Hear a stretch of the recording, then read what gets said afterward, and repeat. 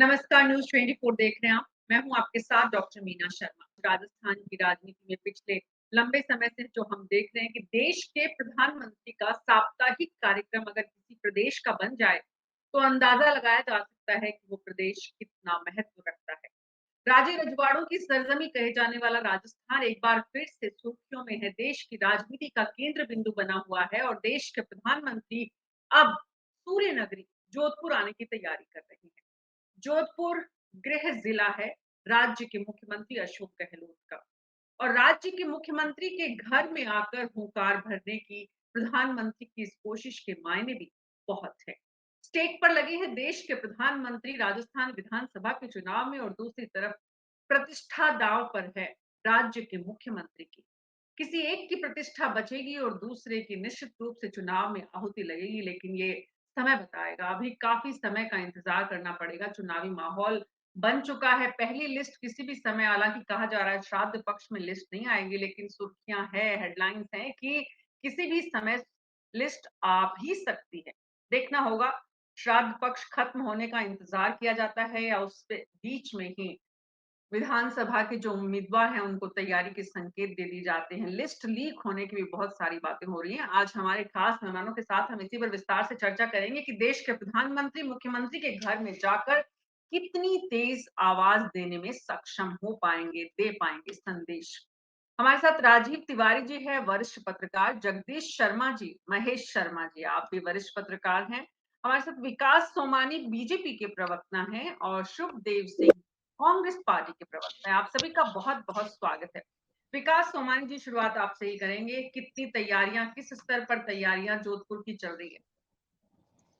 देखिए, जोधपुर जो राजस्थान की सूर्य नगरी है, यहाँ पर माननीय प्रधानमंत्री जी का दौरा है। इसको लेकर जनता उत्सुक है और सभी कार्यकर्ता में एक जोश और उमंग है, क्योंकि यहाँ पर सड़क, एयरपोर्ट और रेलवे का एक जो लोकार्पण करके जो शुरुआत कर रही है प्रधानमंत्री जी ने अभी, तो ये देश को, राजस्थान को एक नई सौगात देने जा रहे हैं। तो ऐसे में आम जन का जो उत्साह है वो भारतीय जनता पार्टी के प्रति निरंतर भरोसेमंद हुआ है।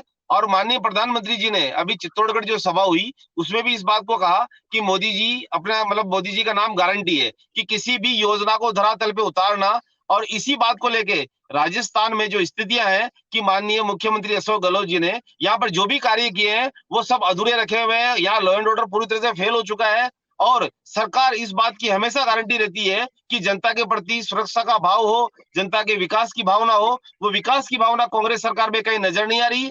आज माननीय प्रधानमंत्री जी के दौरे से इस बात की ओर इंगित हो रहा है कि माननीय प्रधानमंत्री जी जो भी योजना, जो भी घोषणा करते हैं उसको धरातल पे लाने की पूरी वो रखते हैं। और रखने के साथ साथ एक और है कि आम जनता और कार्यकर्ताओं में जो उमंग है वो आप देख रहे हैं कि सड़क और एयरपोर्ट और रेलवे तीनों के जो नई सौगात देने जा रहे हैं उससे जनता में एक नई उमंग है। और ये उमंग एक कमल का फूल एक बहुत भारी मतों से जिताकर आने वाले चुनाव में इसका परिणाम, वो परिचय देगी।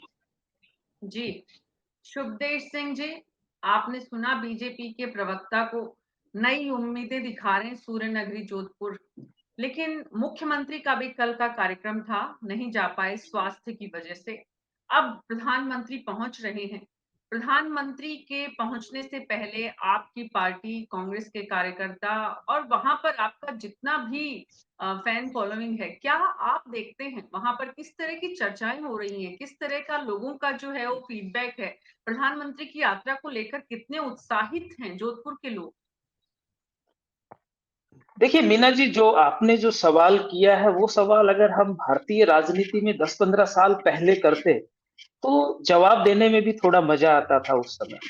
क्योंकि अब तो ऐसा लगता है कि भारतीय प्रधानमंत्री श्री नरेंद्र मोदी जी बार-बार जो राजस्थान आ रहे हैं, शायद ये उनका 11वां दौरा है इन विगत कुछ दिनों के अंदर चुनावी समर को लेकर के। तो मुझे तो लगता है कि प्रधानमंत्री जी को शायद जोधपुर या जयपुर में कहीं बंगला ले ले तो ज्यादा बेहतर रहेगा, क्योंकि राजस्थान आना जाना हमारे लोगों के पैसे भी जो है वो भी बच जाएंगे, आमजन का खर्चा भी बच जाएगा। खैर कोई बात नहीं है, प्रधानमंत्री जी है, अपने पार्टी का भी है तो अपने पार्टी के भी है तो वो भी अपना काम संभाल लेंगे। अब मैं मुद्दों की बात करता हूँ। अभी जैसे हमारे भाजपा मित्र विकास सोमानी जी ने कहा कि वो जो गारंटी देते हैं वो गारंटी वाकई में क्रियान्वित होती है। मैं इनकी विकास जी की बात से पूर्ण रूप से सहमत नहीं हूं।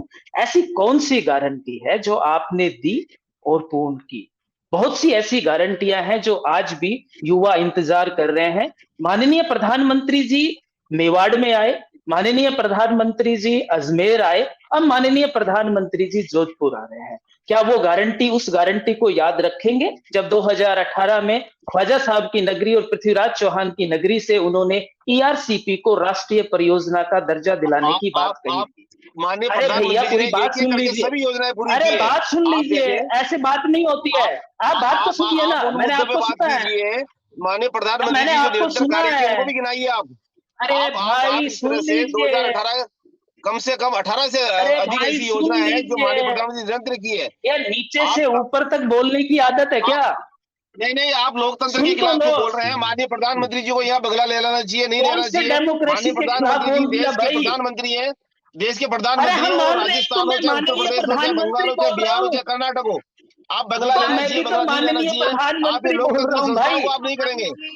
विकास सोमानी अरे जी, जब आप भाई बोल रहे थे, शुभदेव जी ध्यान से सुन रहे थे ना, आप उनको सुनिए, क्या बात बीच है? में मत बोलिए, पर बीच में मत बोलिए। मैं विकास सोमानी जी बीच देखिए में मत बोलिए, प्लीज प्लीज बीच में मत बोलिए। आपको वापस आपके देखिए पास आएंगे तब आप बोलिएगा।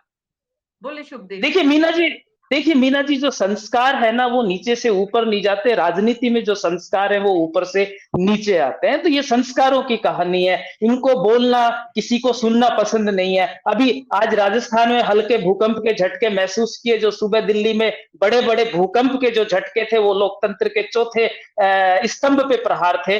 मैं सोमानी जी से राजस्थान के संदर्भ में ही बात कर रहा हूँ। 2018 में सुखदेव सिंह चौहान ने नहीं कहा था, ये माननीय श्री नरेंद्र मोदी जी ने कहा था, पूर्वी राजस्थान के लिए कहा था। भाई विकास वो भी राजस्थान का ही हिस्सा है। वो बोल के गए थे कि ईआरसीपी को हम राष्ट्रीय परियोजना का दर्जा दिलाएंगे। क्यों ऐसा हुआ कि उस राष्ट्रीय परियोजना को उन्होंने ठंडे बस्ते पे डाल दिया? इसलिए इस पूर्वी राजस्थान से भाजपा का सुपड़ा साफ हो गया।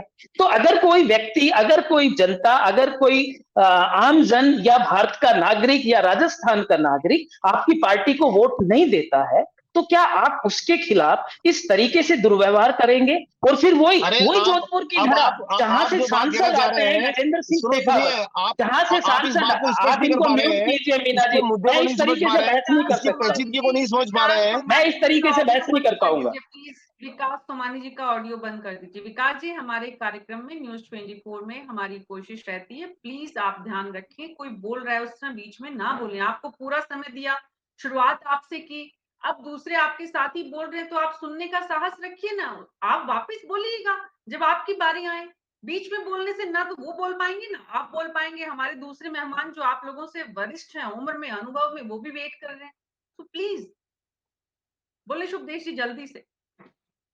हाँ, मैं बस अपनी 2 मिनट में बात करता हूँ। मैं सीधा जोधपुर पे आ जाता हूँ। जोधपुर में जो हमने पिछली बार जो परचम लहराया था, हम दावे के साथ कहते हैं हमारे विकास कार्यों को लेकर के मुख्यमंत्री खुद उस क्षेत्र से आते हैं। जो मुख्यमंत्री का जो राजस्थान के अंदर इन 4.5 साल के अंदर जो एक विकास पुरुष के नाम पे जो आम जन के लिए योजनाएं जो धरातल पे लेके गए, चाहे स्वास्थ्य से संबंधित हो, चाहे शिक्षा से संबंधित हो, हम वापस से कह रहे हैं, हम ही नहीं कह रहे हैं। देखिए मीना जी, मैं फिर एक बात कह रहा हूं, विकास जी के ही गृह जिले से, मैं तो अलवर से आता हूं, सूर्यकांत व्यास जी क्या बोलती है, उनका भी आप वक्तव्य सुन लीजिए। खुद नरेंद्र मोदी जी ने मेवाड़ में बोल दिया कि आपकी अच्छी योजनाओं को जारी रखेंगे। कम से कम देश के प्रधानमंत्री ने माना तो सही कि योजनाएं अच्छी हैं। हम भी इसी चीज को चाहते हैं, हम भी राजस्थान का भला चाहते हैं। ठीक है, अब मैं महेश शर्मा जी के पास जाना चाहूंगी। महेश शर्मा जी, राजनीति के बहुत सारे अध्याय हमने आजादी के बाद देखे हैं। राजनीति के बहुत सारे तौर तरीके बदले हैं, समय परिस्थिति काल के मुताबिक राजनीतिक शैली भी बदली है। मुख्यमंत्री के सीधे घर में पहुंचकर प्रधानमंत्री का हमला करना, इस वक्त राजनीति को किस रूप से देखते हैं आप आज के वर्तमान दौर की? देखिए, जहां तक राजनीति की अगर दृष्टि से देखें हम, तो एक नए ही एक परिपाटी शुरू हो रही है कि एक राष्ट्रीय चेहरा एक प्रादेशिक क्षेत्र के चेहरे से मुकाबला करने के लिए पेश किया जा रहा है। एक ये सबसे बड़ी जो राजनीति में जो है कि हमेशा ये होता है कि क्षेत्रीय जो क्षेत्र होते हैं उनमें ही मतलब इस तरह की मतलब प्रतिस्पर्धा और आपस में मतलब कहते हैं चुनावी जंग शुरू होती है। लेकिन ये पहली बार ऐसा है कि जो आपके केंद्रीय नेतृत्व के रूप में वर्सेस राजस्थान के नेतृत्व के रूप में चुनाव का मुद्दा बनाया जा रहा है मुख्य रूप से। कहने का मतलब ये है कि गहलोत वर्सेस मोदी की ये लड़ाई चल रही है। ऐसी सूरत में चूंकि गहलोत जी का गृह निवास गृह जिला है और गृह उनकी जो विधानसभा क्षेत्र है वहां से वो चुन के आते हैं और वहां पे जाकर के अगर कोई प्रधानमंत्री अपनी घोषणाएं करता है या मतलब चुनावी सभा करता है तो उसके मायने भी काफी महत्वपूर्ण होते हैं। अब रहा सवाल कि वो उन चीजों को लेकर के ज्यादा इस समय जो भाजपा सरकार के सामने सबसे बड़ी एक नई और चुनौती खड़ी हो रही है। वो चुनौती हो रही है जातीय जनगणना की। एक दूसरी जो हो रही है ओल्ड पेंशन स्कीम की। ये जो पेंशन और ये वाली जो चीज है तो उसको लेकर के चूंकि ये जो ओल्ड पेंशन स्कीम है जो गहलोत साहब की दी हुई ही एक तरह से देश भर में वो एक नजीर थी जिसे उसके बारे में शायद संभव है कि कुछ जो मोदी हैं वो उसके बारे में थोड़ा सा संकेत दे। इसी क्रम में उन्होंने ये कहा कि मोदी का मतलब है गारंटी। हम अच्छी योजनाओं को लागू करेंगे, उसको अनवरत जारी रखेंगे। गहलोत साहब ने ये कहा था ना कि भाई मैं रहूं या न रहूं लेकिन मेरी योजनाओं पर काम जारी रहना चाहिए। ये उन्होंने अपनी तरफ से कहा है। इसके मायने ये भी नहीं निकलते, मायने तो कुछ कुछ भी निकाल दो आप, लेकिन ये है कि अच्छी योजना है और उसका मतलब पूरे देश में अच्छा प्रभाव पड़ा है। चाहे कोरोना प्रबंधन को लेकर के लिया हो, सामाजिक सुरक्षा को लेकर किया हो, शिक्षा के क्षेत्र का लिया हो या चिकित्सा के क्षेत्र का या जो स्वास्थ्य का अधिकार वगैरह जितने भी हैं अच्छी योजनाएं लागू की है। लेकिन इम्प्लीमेंटेशन की बात आती है तो वहां गारंटी आती है कि गारंटी हम तो वो ये बताना कि यहाँ कोशिश करेंगे कि मैं जो भी लागू करता हूँ उसकी गारंटी है और अच्छी योजनाओं को मैं जारी रखूंगा। अब लेकिन मुद्दा ये आता है कि राजस्थान में चुनाव है तो राजस्थान के मुद्दे क्या बनेंगे, उस राजस्थानी मुद्दों पे उनका क्या नजरिया है। कनेक्टिविटी देना, विकास, चाहे केंद्र सरकार का हो चाहे राज्य सरकार के खाते वाला जो विकास है वो दोनों ही का दायित्व है। दोनों ही उसे पूरा करे। वो कोई एहसान नहीं करे जनता की, जनता के वोट लिए तो जनता को आपको विकास भी कर करके दिखाना पड़ेगा कि अब ये है कि आप क्षेत्रीय मुद्दों पे आपकी क्या विषय। जोधपुर संभाग ले लें या जोधपुर क्षेत्र का ले लें, मारवाड़ क्षेत्र का ले, उसके विकास के लिए आप क्या कुछ महत्वपूर्ण घोषणा करने जा रहे हैं, ये एक सबसे बड़ा मुद्दा है। और ये कारण है कि आप उसके बारे में चाहे वो विकास से जुड़ा हुआ हो या वहां की कानून व्यवस्था से जुड़ा हुआ हो या और सामाजिक सुरक्षा की योजनाओं को लेकर के किया जाए, ये क्या घोषणाएं नई करने जाएंगे, मुख्य मुद्दा यही बने। जी, राजीव तिवारी जी, क्या लगता है, क्या वहां पर प्रधानमंत्री आकर संदेश राजनीतिक रूप से देंगे जनता को? किस तरह की घोषणाएं जो एक तो जिनकी चर्चा है और उससे ज्यादा कुछ और उससे ज्यादा भी जनता को मिलता दिख रहा है?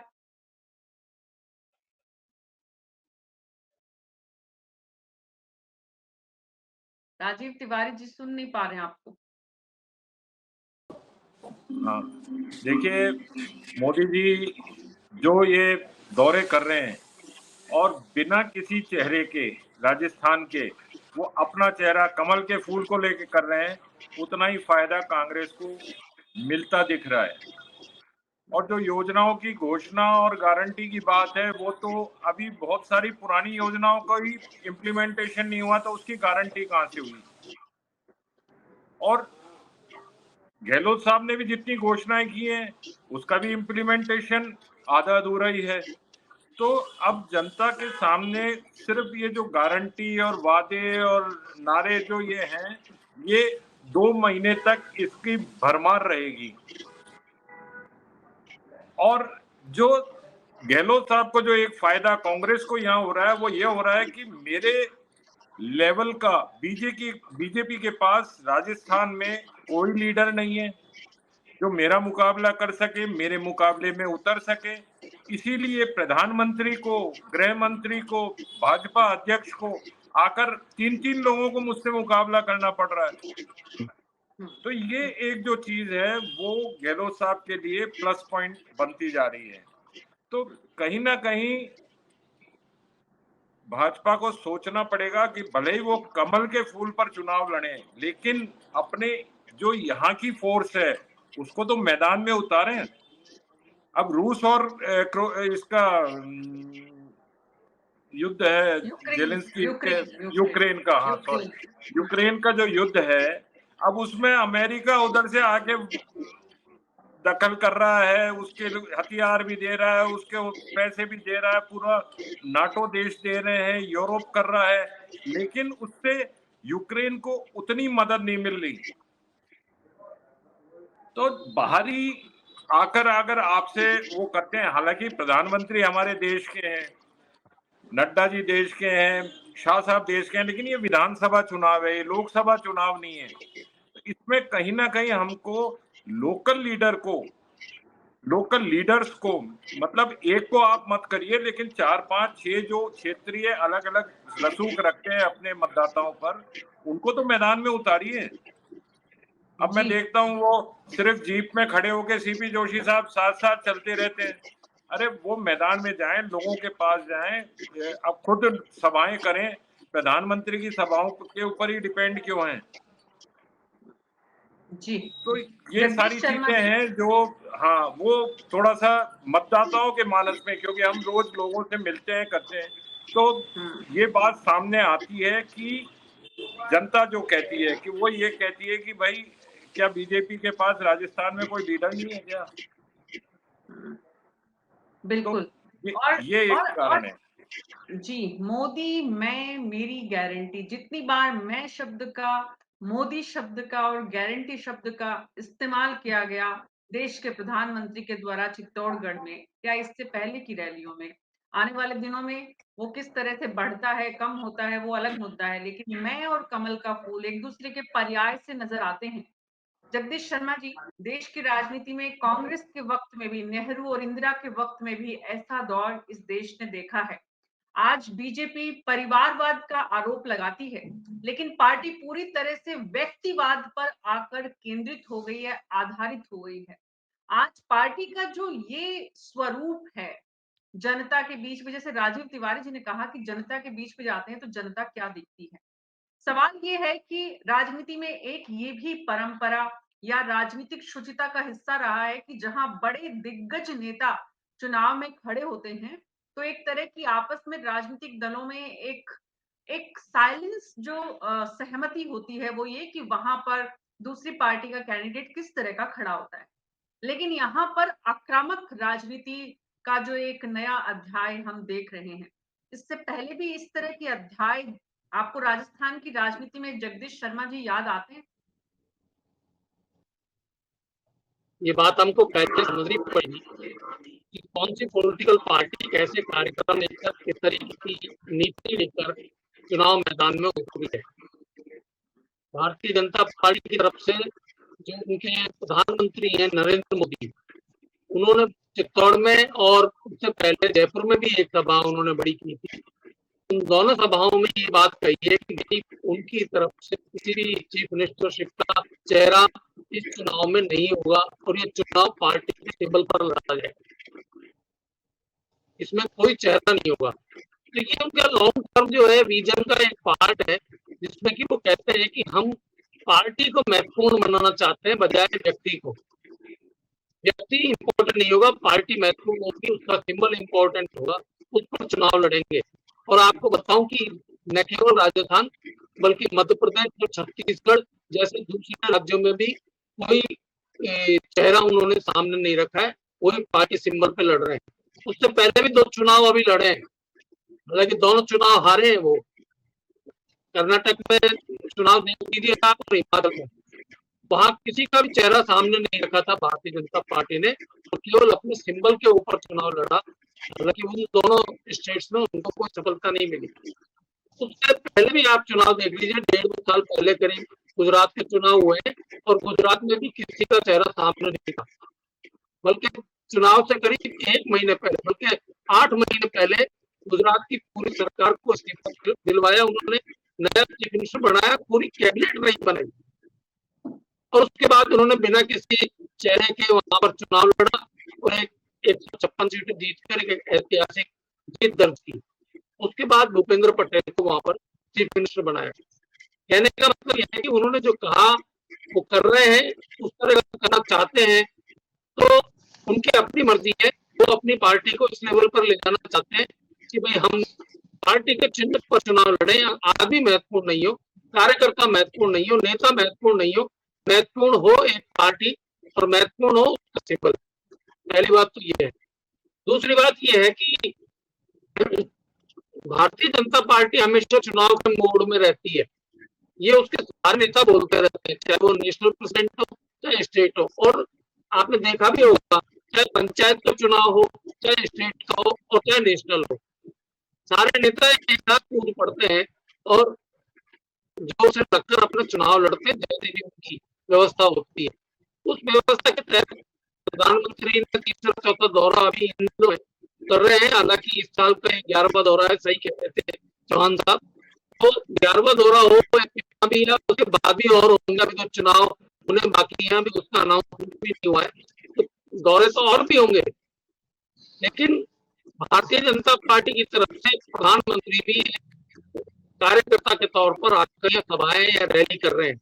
वो बड़ा नाम है नरेंद्र मोदी।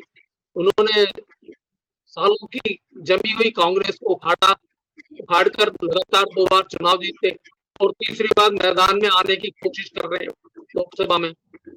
तो ये बड़ी तरीके की लड़ाई मैं मानता हूँ। और इस लड़ाई में अगर वो मुख्यमंत्री अशोक गहलोत के क्षेत्र में जा रहे हैं तो इसमें कोई खास बात नहीं है, सारे नेता जाती है, चाहे वो इंदिरा गांधी रही हो, चाहे राजीव गांधी रहे हो, मनमोहन सिंह जी, वो जाते हैं किसी न किसी क्षेत्र में तो कर रहे हैं। वो मुख्यमंत्री अशोक का गहलोत जी का क्षेत्र हो भले ही वो, या किसी और लीडर का क्षेत्र हो, तो ऐसी सूरत में प्रधानमंत्री का ये कहना कि वो जोधपुर में आकर ये घोषणा करेंगे और या करनी चाहिए, ये हमको देखना पड़ेगा कि हम स्टेट के तौर पर उसको किस तरीके से लें। ये राजनेता का चुनावी भाषण है, उसको किस तरीके से लिया जाए, ये चुनाव के दौरान दिया, ये हमको देखना पड़ेगा। तो ये बात है, मैं इसको इतना ही देखता हूँ। जी बिल्कुल। विकास सोमानी जी, मुख्यमंत्री के घर में आकर हुंकार भरने की जो तैयारी पार्टी का कार्यकर्ता कर रहा है प्रधानमंत्री के लिए, उस तैयारी में कौन कौन लोग जुटे हुए हैं गजेंद्र सिंह शेखावत का साथ देने के लिए? पूरी पार्टी अपने कार्यकर्ताओं के साथ और सभी पदाधिकारी और सभी नेता इसमें जुटे हुए हैं। और जहां तक की बात बार बार इस विषय को उठा रहे हैं कि कमल के फूल पे पार्टी चुनाव लड़ रही है, पार्टी संगठन के स्तर पे चुनाव लड़ती है और संगठन अनवरत रूप से इस तरह पार्टी के हित में कार्य करते रहते हैं। और जनप्रतिनिधि जो भी भारतीय जनता पार्टी से चुने हुए हैं वो हमेशा जनहित में कार्य करते रहते हैं। रही बात चेहरे की, बार बार इस बात को चेहरे को लेके आप कह रहे हैं, आप मुझे बताइए राजस्थान में गए चुनाव में कौन सा चेहरा था? अशोक गहलोत साहब का चेहरा था, सचिन पायलट साहब का चेहरा था, रामेश्वर डूडी साहब का चेहरा था, किसका चेहरा था? आप चेहरा जब संगठन कोई चुनाव लड़ता है तो संगठन के सिंबल पे चुनाव लड़ा जाता है। आप माननीय प्रधानमंत्री जी, पूरे देश के प्रधानमंत्री जी आते हैं तो कांग्रेस को बड़ा चिंता का विषय हो जाता है। जगदीप धनखड़ साहब उपराष्ट्रपति आते हैं राजस्थान में तो उनको चिंता का विषय हो जाता है। कभी ये जोधपुर, जो राजस्थान की हाई कोर्ट, जहां मूल बेंच वहां पर राजस्थान हाई कोर्ट जोधपुर, ये कभी न्यायपालिका पे सवाल उठाते हैं। जब लोकतंत्र में इस तरह की घटनाएं होने लग जाए और कोई कांग्रेस जैसी पार्टी बार बार इस सवाल को कहने लग जाए कि न्यायपालिका में विश्वास नहीं है, फिर प्रधानमंत्री जी बार बार आते हैं उनपे विश्वास नहीं है, उपराष्ट्रपति आते हैं उनपे विश्वास नहीं है, तो ये लोकतंत्र की हत्या हो रही है कि नहीं हो रही है? ये संवैधानिक ढांचे को तोड़ रहे मरोड़ रहे नहीं है? आप मुझे बताइए, बार बार चेहरा आप बात करते हैं तो मुझे बताइए लास्ट चुनाव में किसका चेहरा था यहाँ पर, और क्यों पायलट साहब को डिप्टी सीएम बना के लिए हुआ और डिप्टी सीएम बनने के बाद हटे। आप संगठन जब चुनाव लड़ता है, चाहे वो किसी भी संगठन को, चाहे कांग्रेस संगठन हो, चाहे भारतीय जनता पार्टी संगठन हो, वो अपने चिन्ह पे चुनाव लड़ते हैं। वो कांग्रेस हाथ के चिन्ह पे चुनाव लड़ती है और भारतीय जनता पार्टी कमल के फूल पे चुनाव लड़ती है। और रही बात नेतृत्व की बात, मोदी जी गारंटी की बात करते हैं,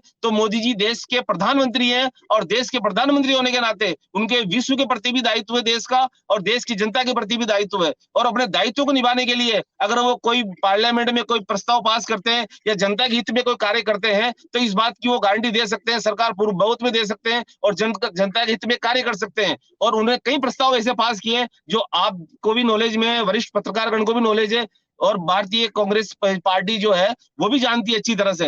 हम बार बार इन बातों को घुमा के, विषय से भटक के, आप देखिए देश का विकास किस गति से बढ़ रहा है। आप रोड पे ले लें, आप रेलवे में ले लें, आप एयरपोर्ट पे ले लें, आप जो योजनाएं और जिस तरह के कार्य चल रहे हैं उनको आपको प्रोत्साहित करना चाहिए, जनता को प्रोत्साहित करना चाहिए। आप इस बात के भी वो देखिए कि जोधपुर जो है, जोधपुर जयपुर के बाद दूसरी बड़ी सिटी है राजस्थान की, और माननीय प्रधानमंत्री जी कितने साल बाद वहां आ रहे हैं। आप इस बात को भी गहनता से देखें। आप एक चीज को बार बार उस नजरिए से हम देख रहे हैं, तो जनता के उत्साह को और उमंग को ये कांग्रेस पार्टी या किसी भी प्रकार का आकलन वो कम नहीं कर सकता है। हम बार बार ये कहते हैं, अब देश में जो प्रधानमंत्री है नेचुरल और निरंतर नई योजनाएं लाभान्वित हो रही है और आम जनता को मिल रही है, तो उसमें फिर बताने के लिए कुछ बचा नहीं है। आप 2 रुपए कि प्रधानमंत्री जी राजस्थान में घर क्यों नहीं ले लेते? अरे भाई, प्रधानमंत्री जी पूरे भारत के, उन्हें घर की आवश्यकता नहीं है। वो तो देश सेवा के लिए घर छोड़ के आ गए। घर तो उनको चाहिए जो घर के लिए लड़ रहे हैं। कांग्रेस की जो पार्टी है उनके नेता घर के लिए लड़ रहे हैं कि उन्हें दिल्ली में बंगला मिले, बंगला खाली नहीं करे, बंगले में बैठे।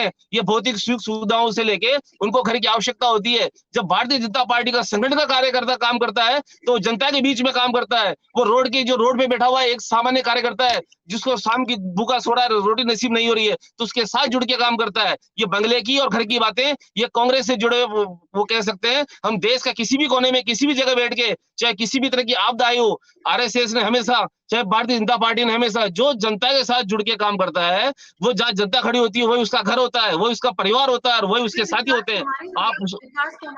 विकास सोमानी जी, सवाल मेरा ये था कि गजेंद्र सिंह शेखावत जी के साथ ताकत जुटाने के लिए पूरे प्रदेश के जो नेता वहां पहुंच रहे हैं, उनमें कौन कौन प्रमुख है?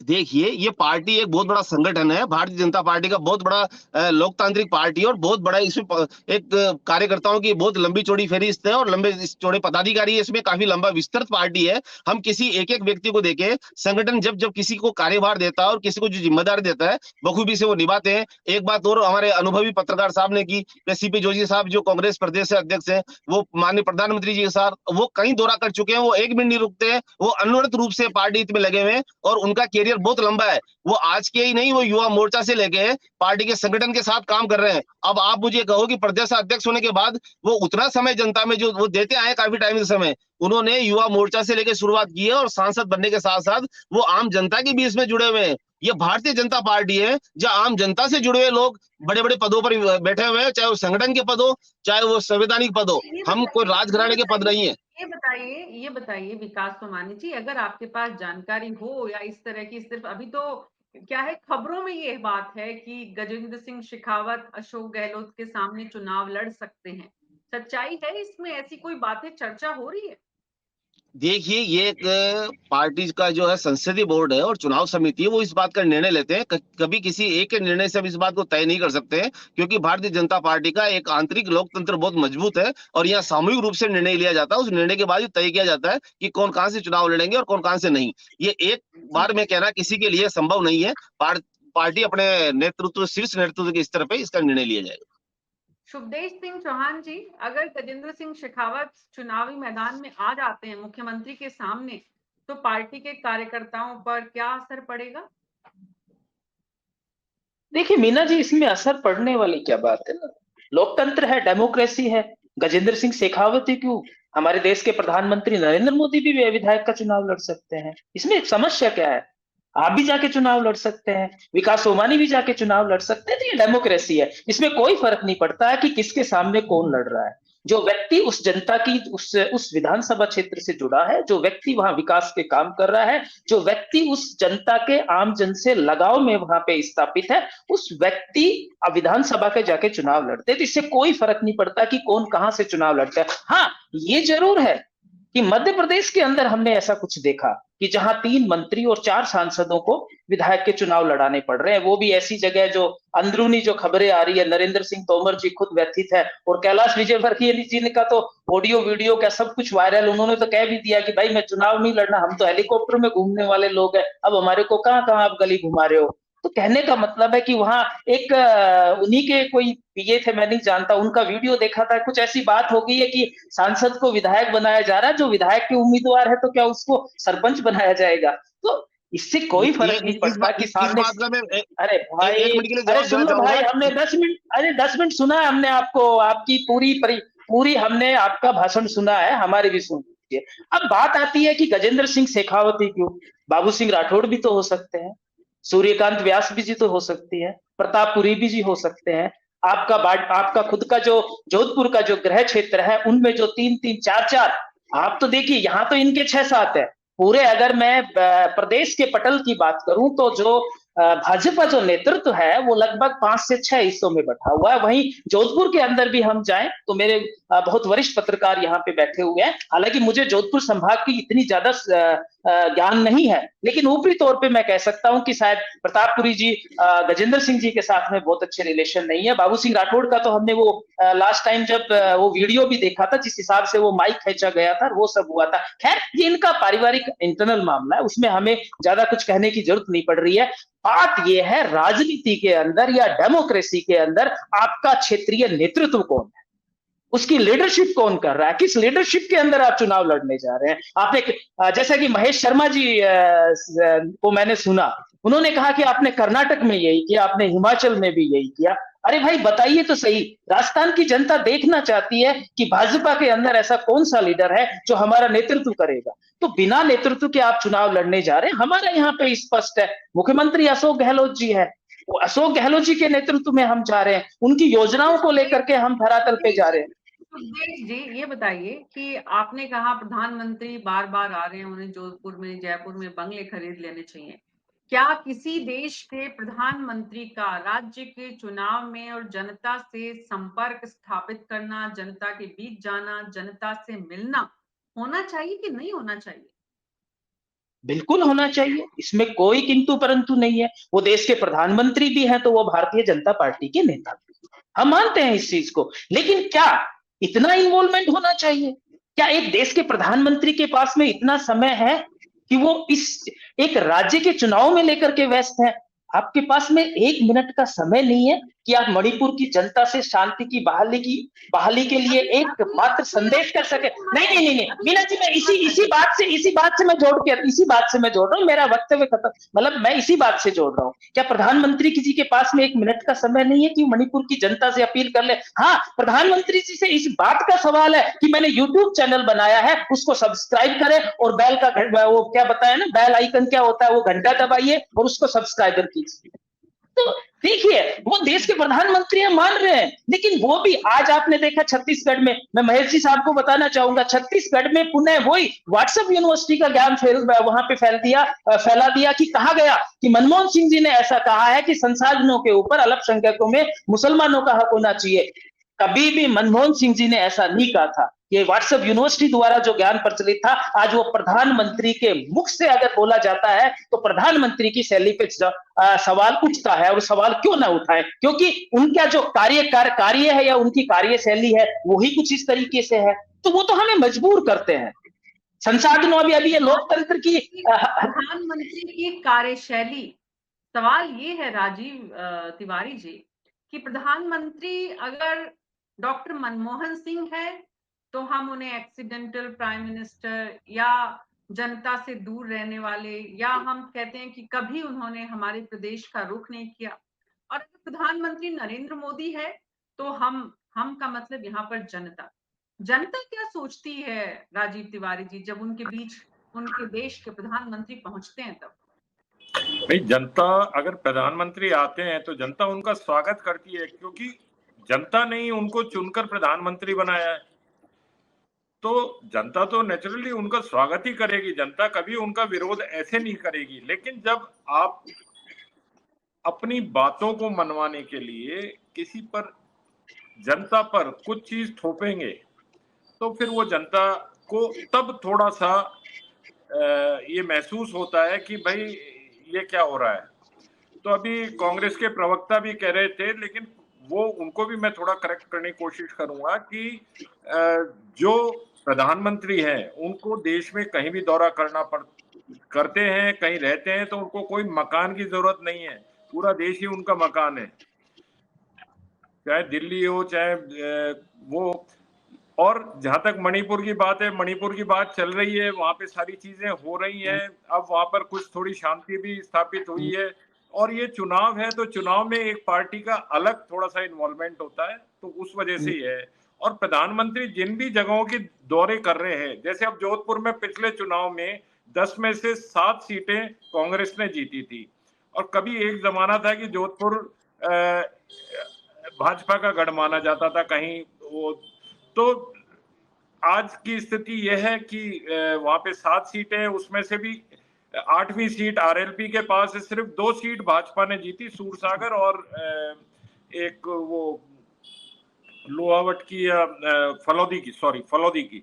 तो इतनी सी उसके अंदर वो देख रहे हैं इस चीज को कि अगर मैं वहां जाकर गहलोत साहब की सीट पर जाकर वहां जनता को कोई मैसेज दूंगा, कुछ करूंगा, तो पूरे जिले में, पूरे संभाग में, पूरे राज्य में उसका असर पड़ेगा। इसीलिए वो ऐसी चुनिंदा सीटें, जैसे चित्तौड़ में सांवलिया सेठ के पहले दर्शन किए, उसके बाद फिर उन्होंने सभा की, फिर उन्होंने वही जयपुर वाली बात दोहराई। तो ये एक जनमानस में वो दिखाना चाहते हैं, बताना चाहते हैं कि जो कमल का फूल है वही एकमात्र है जिस पर आपको मोहर लगानी है, ना आप मुझे देखिए। और लेकिन अगर उनको ये लगता है कि कमल का ही फूल है, तो फिर खुद की गारंटी किस बात की कि मैं हूं तो सब चीज की गारंटी है। तो भाई अगर कमल का फूल है तो उसमें गजेंद्र सिंह शेखावत की भी गारंटी होनी चाहिए, उसमें वसुंधरा राजे की भी गारंटी होनी चाहिए, उसमें राजेंद्र राठौड़ की भी गारंटी होनी चाहिए, अमित शाह की भी गारंटी होनी चाहिए, मेरी गारंटी क्यों? तो ये सारी चीजें हैं, चुनाव में सारे मुद्दे उठते हैं। जगदीश जी भी अभी बहुत सही बात कह रहे थे इस बारे में।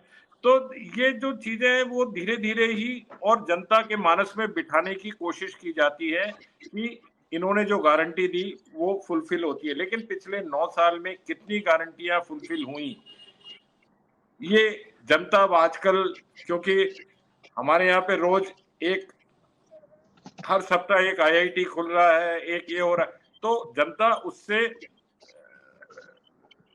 लिटरेट हो रही है, पढ़ी लिखी जनता अब हो गई है, युवा हमारे मतदाता हैं, तो उन सबको हर चीज का वो अब खुद अपने विचारों से, अपने ज्ञान से उसको तोलते हैं। पहले ऐसा जैसा पहले होता था कि एक भेड़ चाल रहती थी मतदाताओं की, कि गांव में सरपंच ने जिसको कह दिया पूरा गांव उसको वोट डालाता था।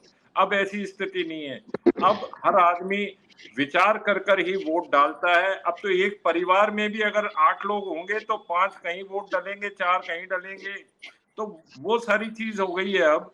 तो ये सारी चीजें हैं, अब नेताओं को भी सोचना चाहिए कि हम जो चीज जनता के सामने पेश कर रहे हैं, बोल रहे हैं, दावा कर रहे हैं, गारंटी दे रहे हैं, तो उसका कहीं ना कहीं कोई उसका आधार होना चाहिए, जनता को जो समझ में आए।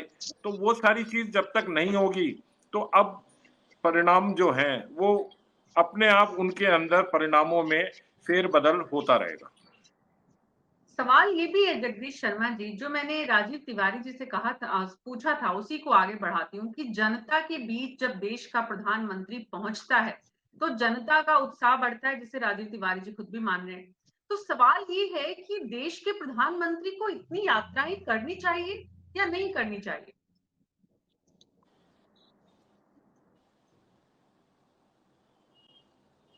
मीना जी, ये व्यक्ति पर निर्भर करता है कि वो कितनी यात्राएं करना चाहता है, कर सकता है, कैपेबल है या क्या, नेचर की बात है और पार्टी का निर्णय है। अगर पार्टी ये तय करे हुए है कि प्रधानमंत्री खुद ही जाएंगे और वो लड़ेंगे, तो मैंने अभी आपको बात में बताया था कि पंचायत समिति या ग्राम पंचायत स्थिति से लेकर और राष्ट्रपति तक के चुनाव में वो आदमी भूमिका अदा कर सकता है। तो ये उसकी अपनी सोच है, उसकी सरकार चलाने का अपना तरीका है। अब मनमोहन सिंह जी नहीं जाते थे तो नहीं जाते थे, अभी राजनीति और जिक्र कर रहे थे, या इनके कांग्रेस के प्रवक्ता भी बता रहे थे कि मनमोहन सिंह जी अगर चुप रहते थे तो उनकी अपनी समझ थी कि मुझे ज्यादा बोलना नहीं है। एक शेर भी उन्होंने बीच में लोकसभा में कहा था कि मौन रहने पे जो काम होता है वो बोलने से नहीं हो सकते। मैं वो शेर एक्चुअल में पूरा सुन नहीं सकता, लेकिन सुना नहीं सकता, लेकिन उसका भावार्थ यही था कि जो मौन जो काम कर सकता है वो बोलना जरूरी नहीं है उसके लिए। तो किसी किसी की आदत है। हमारे जो प्रधानमंत्री है मौजूदा नरेंद्र भाई मोदी, उनको खूब बोलने की आदत है, छोटी छोटी बातों पर बोलते हैं और उन्होंने ऐसे लिए भी है चीजों को। आप देखिए, लोगों ने आश्चर्य किया, लोगों को पता चला कि झाड़ू लगाने का एक बड़ा कैंपेन नेशनल लेवल पर चलेगा।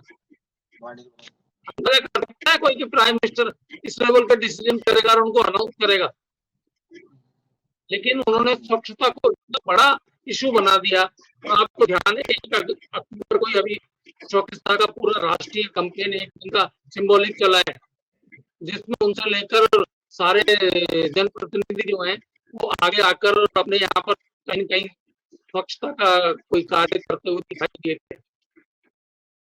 तो मैं ये कह रहा हूँ कि वो अपने अपने आदमी के ऊपर निर्भर करता है, इंडिविजुअल पर, कि वो किस तरीके से शासन व्यवस्था को संभालता है, किस तरीके से उसके लिए घूमता फिरता है, किस तरीके के अनाउंसमेंट करता है। अब ये नरेंद्र मोदी जी दावा करते हैं कि उन्होंने इस तरह की गारंटी ली हुई है अपने लिए भी कि जिस चीज का उद्घाटन करते हैं, जिस चीज का शिलान्यास करते हैं, उस प्रोजेक्ट को पूरा होने पर उद्घाटन भी वही करते हैं। वरना पहले था 30-30 साल तक पुल नहीं बनता था।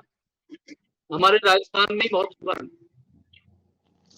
उद्घाटन किसी ने कर दिया और उसके बाद 3 सरकारें बदल गई, लेकिन वो कंप्लीट होकर पूरा नहीं हुआ, उसका शिलान्यास नहीं हुआ।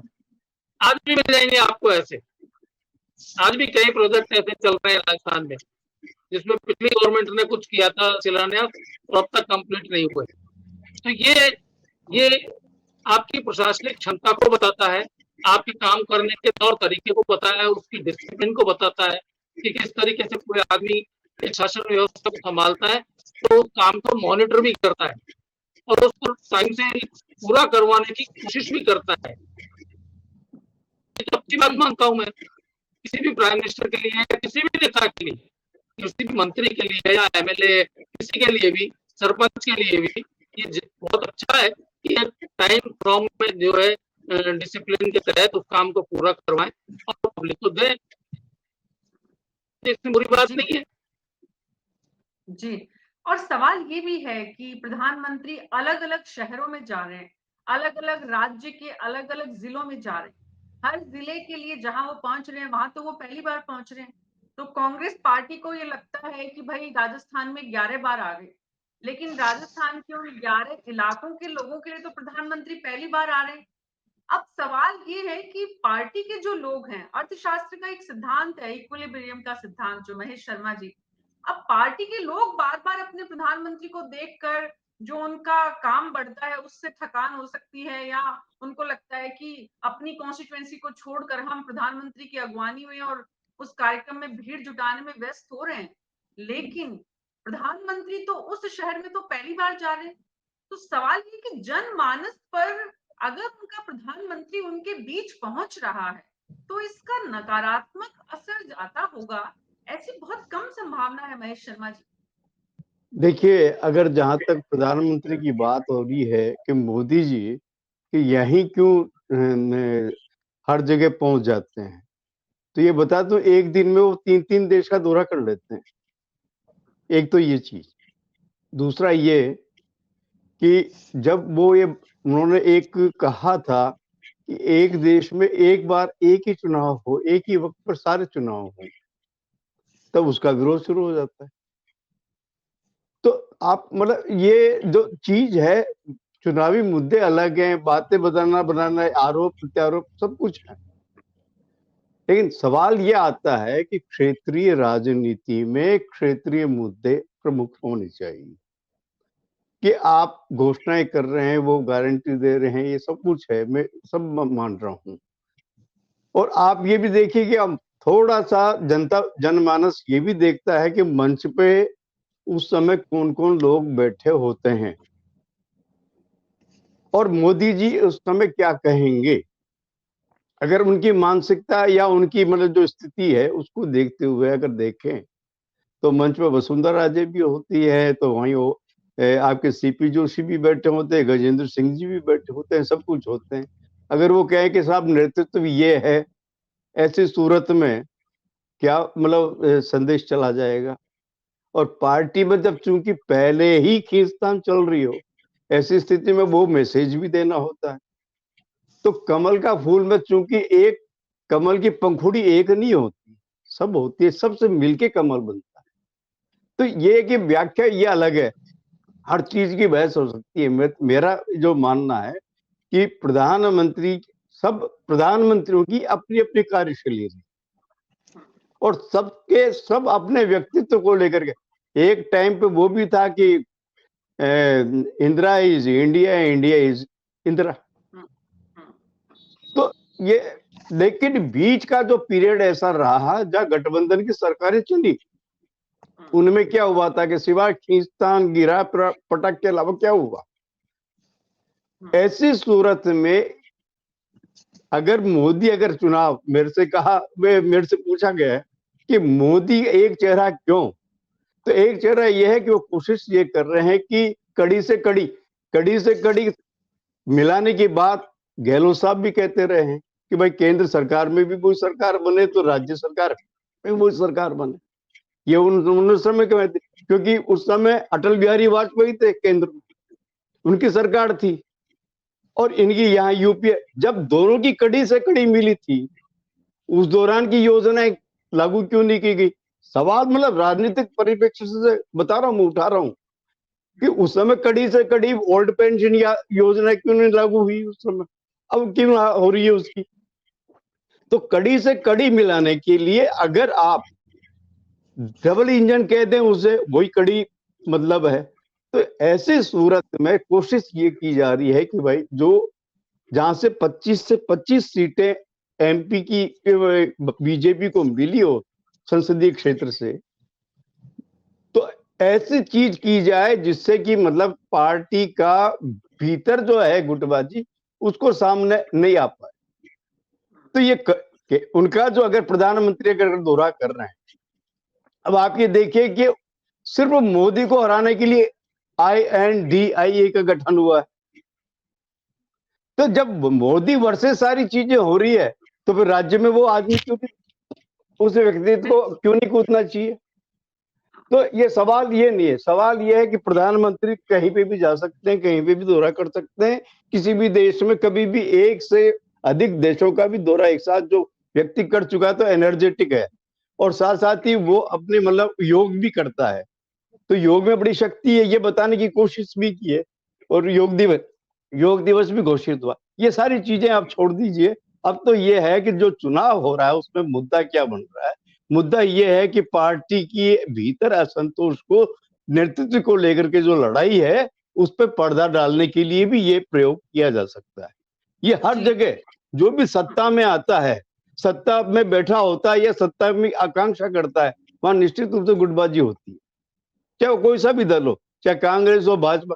कांग्रेस में भी वही गुटबाजी है। लेकिन गहलोत जी ने जो घोषणाएं एक के बाद एक की हैं राज्य की भलाई के लिए और यहाँ के आम आदमी के लिए, उसके लिए उनका चेहरा बहुत जरूरी हो गया, क्योंकि केंद्रीय नेतृत्व अभी इतना नहीं मतलब पावरफुल है जो वो आकर के खुद मतलब क्या कहते हैं इस चीज को लेकर के वो प्रोड्यूस कर सकते हैं या चुनावी रणनीति तय कर सकते हैं। तो ये वाली जो चीज है कि जो आपको जो है जो एक बड़ा मुद्दा जो कांग्रेस ने बनाया है पूर्वी राजस्थान नहर का, उसके बारे में सोचना जी।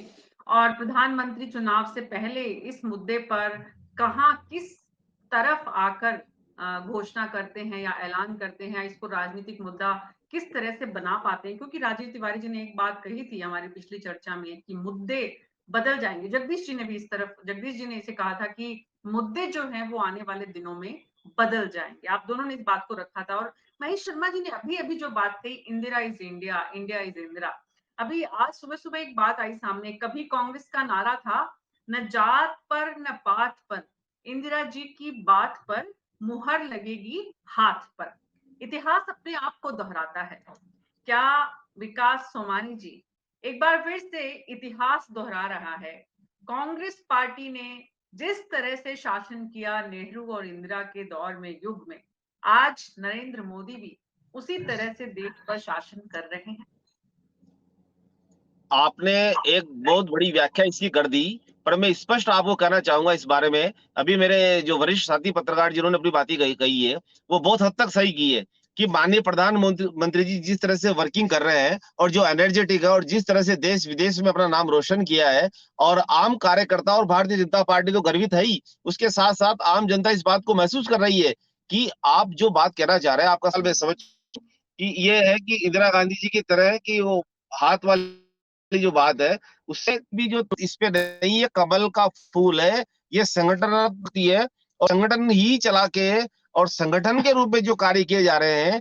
क्योंकि यहाँ आप देखिए, हम इंदिरा गांधी जी ने जब जो निर्णय लिए थे, वो उनके अकेले के निर्णय होते थे, वो संगठन के निर्णय नहीं थे। आज यहाँ मान लीजिए कि यहाँ अधिकतर जो निर्णय है वो संगठन के निर्णय। आज बड़े बड़े पदों पे जो लोग बैठे हैं वो संगठन से आए हुए लोग हैं, उन्होंने जनता के बीच रह के मेहनत की और जनता के बीच में से वो उठ के आए हैं।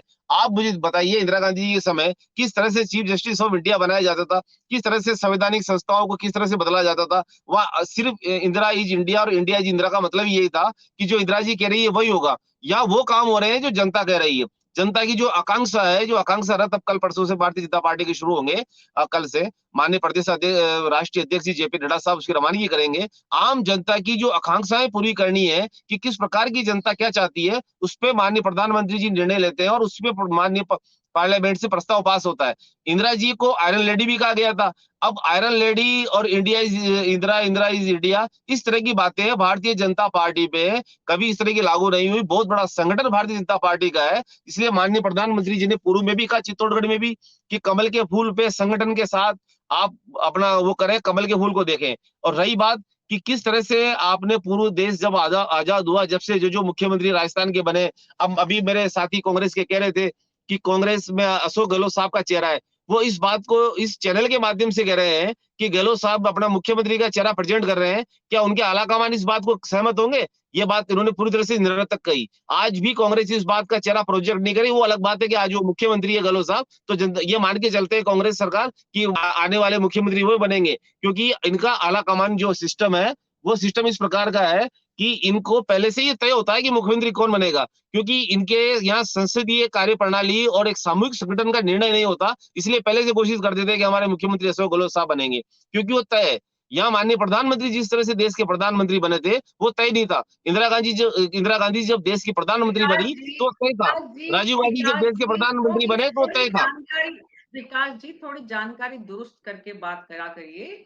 बीजेपी ने ही इस परंपरा को शुरू किया था कि उनका राज्य में मुख्यमंत्री का चेहरा कौन होगा, और कई राज्यों में उन्होंने ऐसा किया, सफल प्रयोग किया। आज इस बात की चर्चा राजस्थान में इसलिए ज्यादा हो रही है क्योंकि राजस्थान में, और वही हाल मध्य प्रदेश और छत्तीसगढ़ का भी है, कि वहां पर कद्दावर क्षेत्रीय बीजेपी के पास नेतृत्व है, लेकिन उसके बाद भी बीजेपी के केंद्रीय नेतृत्व द्वारा उन्हें अहमियत नहीं दी जा रही है। और उसकी भी चिंता संगठन के स्तर पर, अगर आप कहते हैं विकास सोमानी जी, तो संगठन के स्तर पर समझ में आता है कि कोई भी संगठन जो है वो लोकतांत्रिक तरीके से जब खुद को चलाने का प्रयास करता है तो बहुत सारी परेशानियां आती हैं, विरोध के सुर खड़े होते हैं। आज पार्टी के भीतर भी विरोध के सुर हैं, लेकिन उसके बाद भी ये नरेंद्र मोदी की काबिलियत कहेंगे, एक नेता के रूप में, नेतृत्व के रूप में, एक शासक के रूप में, और एक पार्टी के मुखिया के रूप में, भले ही वो पार्टी के अध्यक्ष नहीं हो, लेकिन आज पार्टी उन्हीं के साथ इशारे से चल रही है। कांग्रेस में भी ऐसा ही होता था, और मैं फिर वापस उसी बात को कह रही हूँ कि इतिहास अपने आप को खुद दोहराता है, और हमने देखा है, और आज भी हम उसी तरह की चीजें होते हुए आगे देख रहे हैं। लेकिन जो बात आपने जो बात कही शुभदेश सिंह चौहान जी, एक बात तो मानेंगे आप कि बीजेपी में आज संगठन के भीतर तमाम गतिरोध, तमाम आंतरिक विरोध और क्लेश के बाद भी स्थिति तुलनात्मक रूप से नियंत्रित कर रखी है। करने में भूमिका सबसे बड़ी नरेंद्र मोदी की है, चाहे वो जेपी नड्डा के सहारे, चाहे वो तमाम और दूसरे प्रदेश अध्यक्षों के सहारे? देखिए, संगठनात्मक की स्थिति मजबूत कर रखी है या अगर कार्यप्रणाली को समझा जाए तो जेपी नड्डा कोई चुन करके इन्हीं के द्वारा कोई चुने हुए अध्यक्ष नहीं है, वो भी थोपे हुए अध्यक्ष है, बनाए हुए अध्यक्ष है। अब अध्यक्ष की कार्यप्रणाली और प्रधानमंत्री जी की नहीं नहीं नहीं, मैं उसी बात पे आ जाता हूँ, मैं उसी बात पे आ रहा हूँ, आगे आगे मैं उसी बात पे आ रहा हूँ, हाँ मैं उसी बात पे मैं आगे आ रहा हूँ। हाँ बिल्कुल बिल्कुल थोपे, बिल्कुल बिल्कुल बिल्कुल ऊपर कांग्रेस में थोपे अध्यक्ष बनाए गए हैं, वो आपने देखा सीताराम केजरी आज जैसे। की जो भाजपा है, आज की जो भाजपा है वो केवल 2 लोगों द्वारा संचालित है, वो सभी जानते हैं, इसको कोई किंतु परंतु की कहने की जरूरत नहीं है। खैर वो इन लोगों की बातें हैं, हमारी इतनी सी बात है कि हम राजस्थान की जनता के बीच में जाएंगे, हम राजस्थान के आम जन के बीच में जाएंगे, वो हम सब बात बताएंगे जो आम जनता गांव के ठाणी तक हर व्यक्ति तक हर व्यक्ति तक पहुंचा है। उसके बाद में एनपीएस, अरे भाई सुन लो, भय करने की ज्यादा आदत नहीं है, नहीं आपसे ज्यादा मुझे तेज बोलने आता है, ठीक है ना।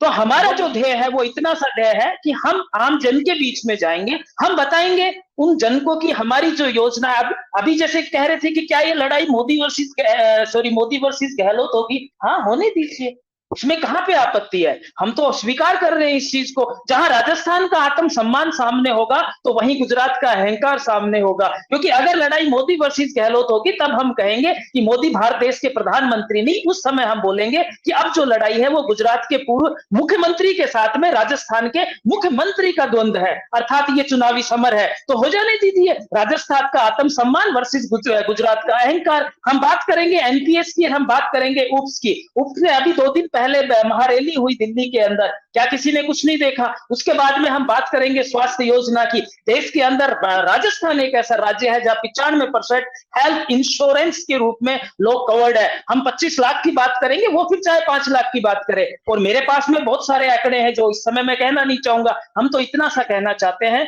कि राजस्थान के जन के बीच हम अपनी योजनाओं को लेके जाएंगे, हम अहंकार को नहीं लेके जाएंगे, हम मोहब्बत की दुकान खोलेंगे।